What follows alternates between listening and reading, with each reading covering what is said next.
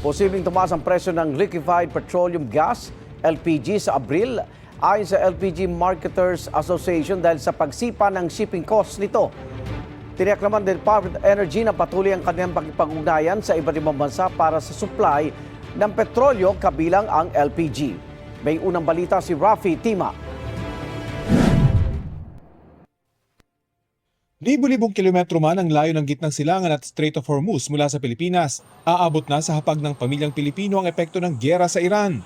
Ang supply kasi ng LPG na karaniwang ginagamit sa pagluluto dito sa Pilipinas, panghanggang 3 linggo na lang ayon kay Energy Secretary Sharon Green. One of our major problems now is LPG. So now we're starting to go around for the restaurants and beverages kasi maybe we can lower the consumption for a bit until we get the supply coming in. We have 25 days for LPG, ma'am. Kulang yan sa 30-day buffer na ayon sa DOE ay standards ng International Energy Association. Pero pasok pa rin nila sa minimum regulatory requirement. 7 days actually ang mandated inventory nila, pero iba kasi yung logistical flow ng product itself. But currently, 3 times ang stock ng LPG. So nasa requirement pa tayo during normal times. But now that it's is abnormal true. times, ang problema natin dito, Mr. Chair, yung po, mabay sa Strait of Hormuz, hindi makapasok. So yung restocking o yung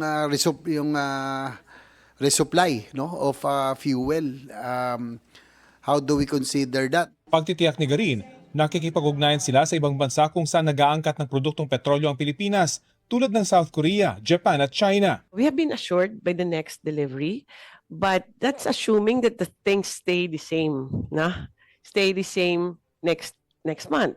But if things escalate and prolong, then we have to address that all over again.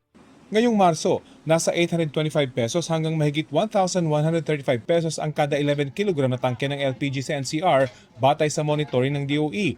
Pero sabi ng LPG Marketers Association, posible ang tumaas sa Abril dahil sa pagsirit nila paakyat ng shipping cost dahil sa limitadong access sa Strait of Hormuz. Ang amin nakikitang aabutin or projection by this coming April, aabot ito ng mga 1,400 to 1,500. That is because of the new inventory that is coming. Ang projection po natin, wala ho tayong mangyayaring shortage. But ang sigurado pong hindi ho natin kayang kontrolin is the price.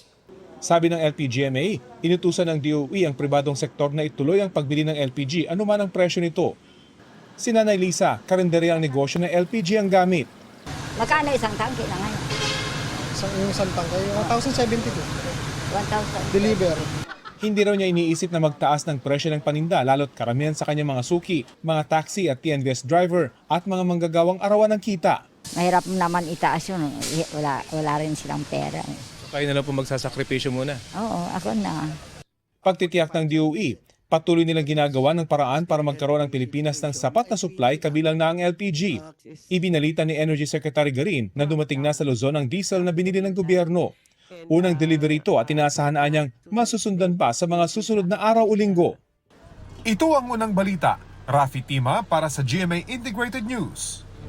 Igan, mauna ka sa mga balita, mag-subscribe na sa GMA Integrated News sa YouTube para sa iba't ibang ulat sa ating bansa.